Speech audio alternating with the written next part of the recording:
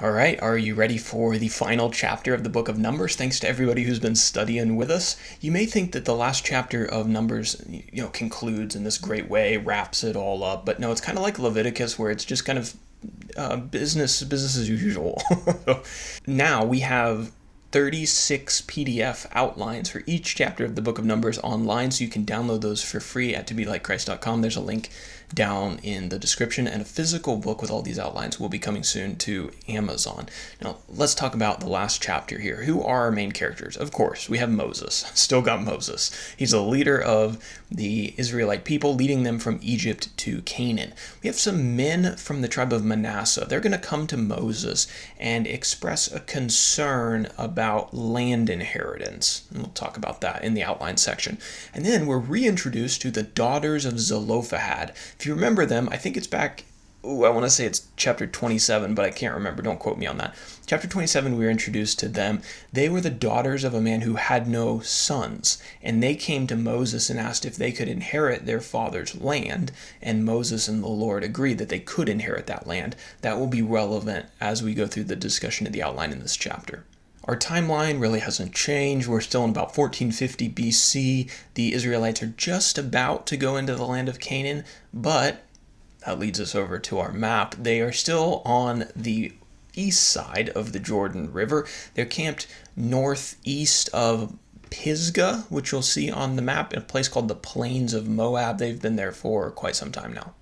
All right, so now for our outline. This is a pretty short chapter, but to understand this chapter, it's important to familiarize yourself with Numbers 26 and Numbers chapter 27, verses 1 through 11. I was right, it is 27.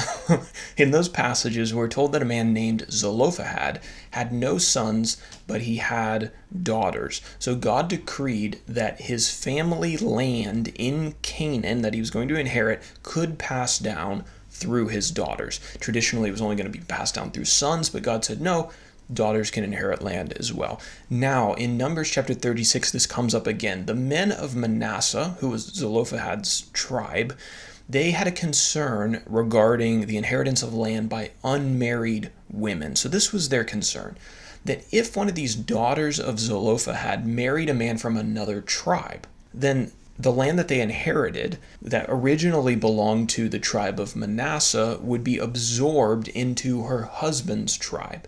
Right? So let's say these daughters of Zelophehad, they were from Manasseh. Let's say they married somebody from Judah. Well, since land passed down through the males, first and foremost, if they had any children together, they had a son. Though Zelophehad's daughters' land from Manasseh and that man's land from Judah would all get carried down through this son, and he would be in Judah, so Manasseh would lose that land.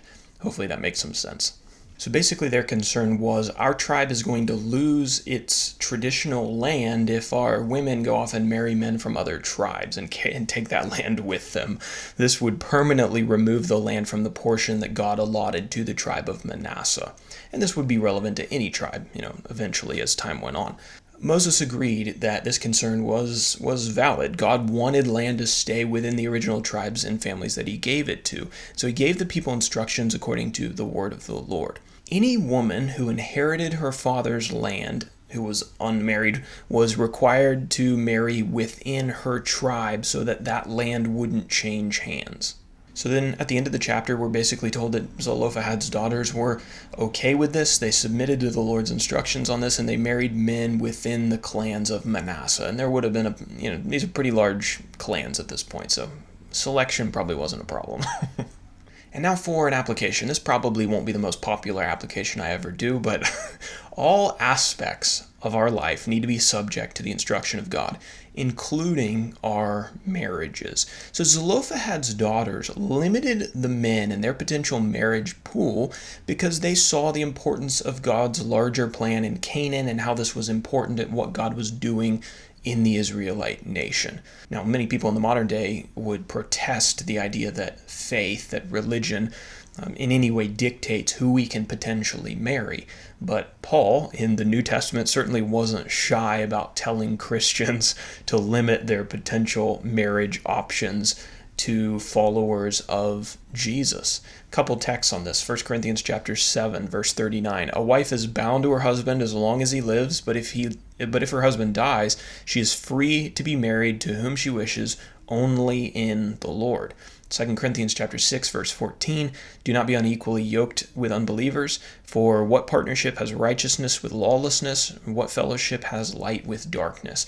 A lot of people say, oh, that's not talking about marriage. Of course it's talking about marriage. There's no greater yoking, there's no greater joining of two people together, working together, than in a marriage. And marriage doesn't work when one of the spouses doesn't understand who their king is and who they submit to. The Bible says, Paul writes, I think it's in 1 Corinthians, he says the head of woman is the man, the head of man is Christ. Right? If one of those links in the chain is broken, there's going to be problems. Right? So, of course, this applies. And so, that isn't a popular thing to say nowadays. People want to just marry whoever they want to marry. But for the sake of something bigger, for the sake of the church, for the sake of the children that are going to be born into that union, for the sake of the kingdom of God, we need to take this instruction very seriously, and we need to be careful about marrying the wrong people. We need to be marrying people who believe, who submit to the one true King. So thanks everybody for joining us in our study of the book of Numbers, and we're on to other books. Lord willing, tomorrow we'll be on to Deuteronomy, which I guess means I should go create the outline for that. So I'm going to go do that. I hope you guys have a great day. See you tomorrow for Deuteronomy chapter 1.